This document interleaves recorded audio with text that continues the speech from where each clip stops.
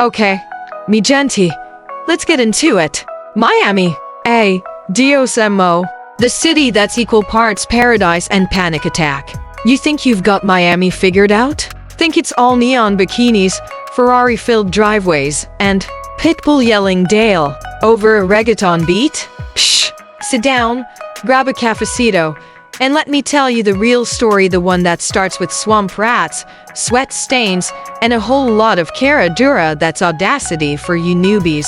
Miami's a shapeshifter. 1 minute you're sipping $25 cocktails on a rooftop with a CEO who's definitely laundering money. The next you're in a little Haiti botanica buying herbs to hex your ex. The city's got more layers than a pastelito de guayaba, and half of them are held together by duct tape and prayer. Let's start at the beginning, or as close as we can get, since Miami's idea of history is anything that happened before last season's Art Basel. Picture this. It's the 1800s. Miami's a mosquito-infested swamp where the only residents are alligators, Seminole tribes, and a handful of lunatics who thought, yeah, let's farm pineapples here. Then comes Henry Flagler, a railroad tycoon with a Victorian mustache and a dream. Let's build a railroad to nowhere and call it paradise. It worked. By the 1920s, Miami was the original fire festival, overpromising turquoise beaches and under-delivering basic infrastructure. The land boom, pure chaos. People bought plots of literal swamp sight unseen, then showed up to find their oceanfront property was a puddle full of snakes. But Miami's always been a hustle. In the 80s, it was cocaine cowboys and speedboats and Versace shirts. Today, it's crypto bros in Wynwood lofts selling nths of sunsets. The vibe stays the same. Get rich or die tanning. Let's take a drive. In Little Havana, abuelos and guayaberas play dominoes at Mshimoji Mez Park, slamming tiles like they're settling the Bay of Pigs all over again. The air smells of cigar smoke and ropa vieja, and the ventanitas serve cafecitos so strong it could jumpstart a Cadillac. Over in Wynwood, once a warehouse wasteland, murals of Frida Kahlo now side-eye you while you sip $12 kombucha. The only thing thicker than the street art?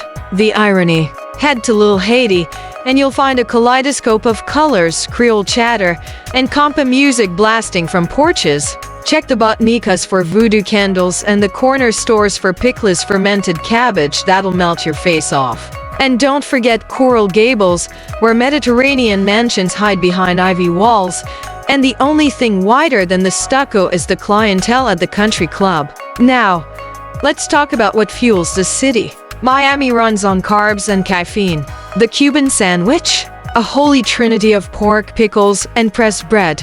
The secret ingredient? Generational trauma. Cafecito Cuban espresso so sweet it'll give you diabetes, served in cups smaller than your ex's attention span. Pair it with a pastelito de queso and regret nothing. And stone crabs?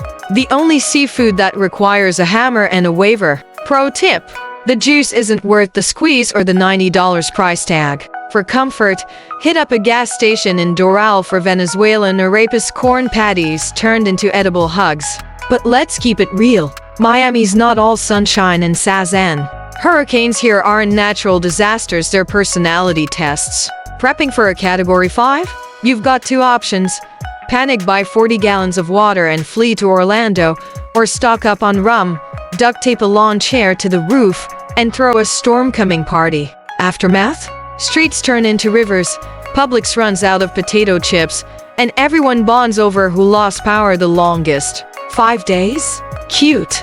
I showered in a puddle for a week after Andrew. And then there's the elephant in the room, or should I say, the sinking city. Miami's drowning faster than a tourist's Instagram credibility. Developers keep building glass condos on sandbars though, because YOLO. Meanwhile, a studio apartment costs $3K a month and comes with a view of your neighbor's Bitcoin mining rig. The woman in the Range Rover? She's 3 paychecks from bankruptcy. The guy at the pool with the Rolex? It's a $20 fake from K-Loco. But here's why we stay. The sunset's not the Instagram ones, but the real ones, when the sky turns neon pink and the bay glows like a screensaver. The soundtrack, salsa spilling out of car windows, the clatter of dominoes, the distant thump of a bass boat heading into the Everglades. The people, aunties who'll feed you arroz con polo even if you're a stranger, old Cubans who'll teach you to dance casino in a parking lot, Haitian grandmas who'll read your future in coffee grounds. Yeah, Miami's a mess. It's a glitter-covered dumpster fire, but it's our dumpster fire. So yeah, that's Miami. It's not for the faint of heart.